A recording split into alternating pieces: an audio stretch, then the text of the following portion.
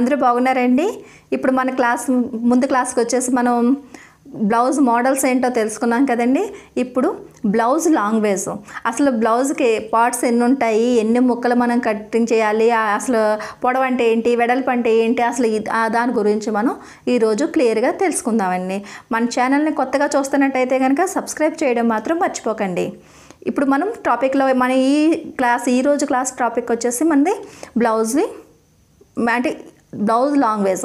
అంటే మనకి ఈ పార్ట్స్ ఉన్నాయి కదండి, బ్లౌజ్ పార్ట్స్ అసలు ఎన్ని ముక్కలు కటింగ్ చేసుకోవాలి, అసలు ఏమంటారు, వాటి పేర్లు ఏంటి, అసలు బ్లౌజ్ గురించి అసలు తెలియలేని వాళ్ళు, కొత్తగా నేర్చుకునే వాళ్ళకి ఇది తెలియదండి. నేను డైరెక్ట్గా కటింగ్ చెప్పేశానంటే కనుక అసలు ఏం చెప్తున్నారు, ఏం కటింగ్ చేస్తున్నారు, అసలు డాట్స్ అంటే ఏంటి, టక్స్ అంటే ఏంటి, ఇవన్నీ కూడా కన్ఫ్యూజ్ అయిపోతారనమాట.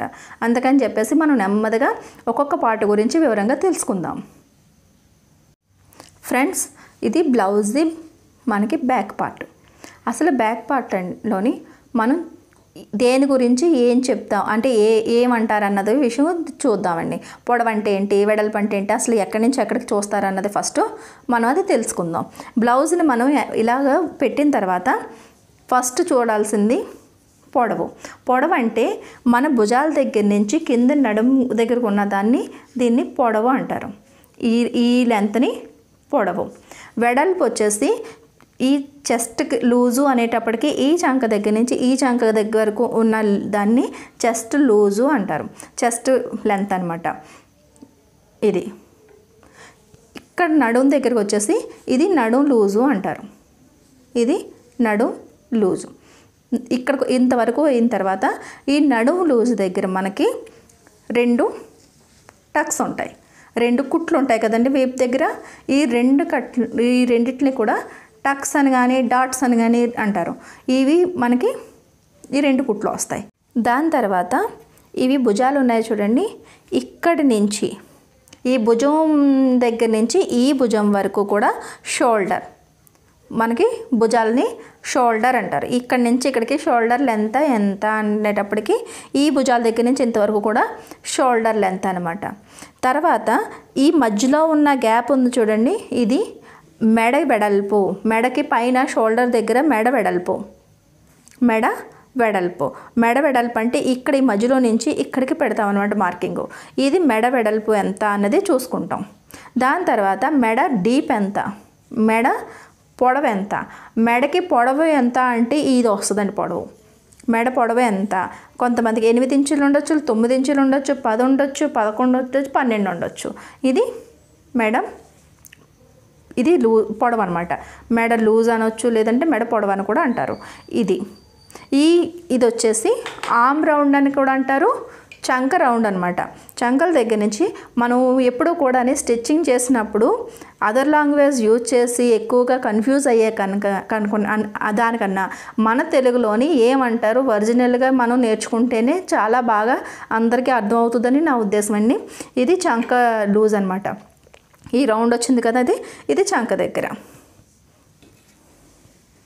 ఇప్పుడు ఫ్రంట్ చూద్దాం. ఈ ఫ్రంట్ దగ్గరికి వచ్చేటప్పటికి ఇది కూడా బాడీ, ఇది కూడా పొడవు అన్నమాట. ఇక్కడ మనకి ఇది ఇక్కడ వరకు కూడా ఈ కుట్టున్న దగ్గర వరకు కూడా ఇది మనకి ఫ్రంట్ బాడీ పొడవు. ఇది మనకి వెనకాల ఎలాగైతే ఇక్కడ చంక దగ్గర నుంచి ఎంతవరకు ఇది బాడీ లూజ్ అనమాట. ఈ చంక దగ్గర నుంచి ఇక్కడికి ఫ్రంట్ లూజు, ఇది ఫ్రంట్ చెస్ట్ లూజ్ అనమాట. ఇక్కడికి వచ్చేటప్పటికి మనకి పట్టీని షేప్ పట్టీ అంటారు. ఈ పట్టీ దగ్గరికి వచ్చేటప్పటికి షేప్ పట్టీ అంటారు. ఇక్కడ ఫ్రంట్లో 2 షేప్ పట్టీలు ఉంటాయి. ఇవి 2 పార్ట్ కింద డివైడ్ అవుతాయి కాబట్టి 2 షేప్ పట్టీలు ఉంటాయి. దాని తర్వాత ఇది వచ్చేసి సేమ్ అదేనండి, మన బ్యాక్ సైడ్ మనకి షోల్డర్ ఉన్నట్టే సేమ్ అదే ఉంటుంది షోల్డరు. దాని తర్వాత మెడ వెడల్పు. దాని తర్వాత ఇది మెడ లూజు, ఇది మెడ పొడవు. అంటే ఫ్రంట్ వైపు ముందు మెడ ఎంత, ముందు మెడ పొడవు ఎంత, లేదంటే ముందు మెడ లూజు అని ఇది యూజ్ చేస్తాం. దాని తర్వాత వచ్చి ఇది హుక్స్లు మనం వేసుకున్నది హుక్ పట్టీ అంటాం, హుక్ పట్టీ. ఇది మనం తాళ్ళు వేసుకుంటాం కదా, తాళ్ళు పట్టీ అని కూడా అనొచ్చు, లేదంటే ఐ పట్టీ అంటారు. తాళ్ళు పట్టీ అని కూడా అనొచ్చు మనం, ఇది ఐ పట్టీ అని కూడా అనొచ్చు. దాని తర్వాత ఇది మామూలుగా ఆమ్ రౌండ్ అంటాం కదండి, చంక రౌండ్ అనమాట. ఇది చంక రౌండ్. ఇది చేతులు, ఇవి చేతులు. ఇక్కడ ఒకవేళ చేతులకి ఇక్కడ ముక్క అతికించి వెనకాల మనం చేతికుట్ల కోసం తిప్పుకుంటే కనుక ఇది చేతి పట్టీ అంటారు. చేతి పట్టీ జాయింట్ చేసుకుని మనం కుట్టుకోవాలి అంటాం. అలాగే నడుం దగ్గర కూడా మనం ఇక్కడ కనుక పట్టీ జాయింట్ చేసి ఇక్కడ మనం చేతికుట్టు వేస్తే కనుక దీన్ని కూడా నడుం పట్టీ అంటారు. దీన్ని కూడా నడుం పట్టీ అని అంటారు. దాని తర్వాత ఈ మెడ వచ్చేసండి, మెడకు కూడా పట్టీ మనం జాయింట్ చేస్తాం. మెడ పట్టీ జాయింట్ చేసి చేతికుట్లు చేసిందని. ఇదైతే నేను ఈ గోల్డ్ కలర్ వచ్చింది కాబట్టి ఈ రకపు క్లాతులని మనం పట్టీలు కట్ట వేయకుండా ఇలా టర్న్ చేసేసి లైనింగ్ని కుట్టేసినా సరే ఫినిషింగ్ బాగానే వస్తుంది కాబట్టి కుట్టేశాను. మామూలు నార్మల్ ప్లెయిన్ బ్లౌజ్కి అయితే కనుక ఇక్కడ మెడ పట్టీ జాయింట్ చేసి తిప్పి మనం చేతికుట్లు వేస్తాం.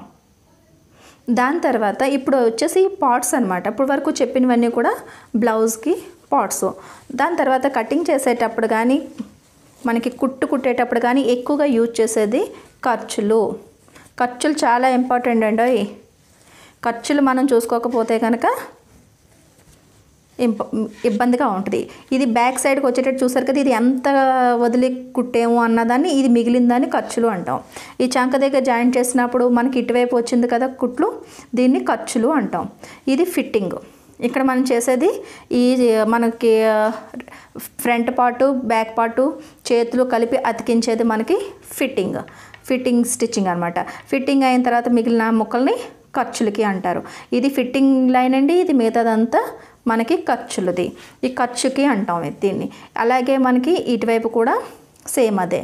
అలాగే షేప్ పట్టీ కూడా అతికించేటప్పుడు ఖర్చు ఎంత ఉంచుకోవాలి అంటే కనుక ఇది. అలాగే ఈ 3 టక్స్లకు కూడా మనం వదిలేసే ముక్కని అంటే మనం కుట్టగా మిగిలిన రాంగ్ సైడ్ వైపు మిగిలిన దాన్ని ఖర్చులు అంటాం. ఈ లోపల వైపుని ఉల్టా సీదా అని కూడా అంటామండి. ఈ పై వైపుని సీదా అంటారు, లోపల వైపుని ఉల్టా అంటారు. లేదంటే కనుక ఇది రైట్ సైడు, ఇది రాంగ్ సైడు.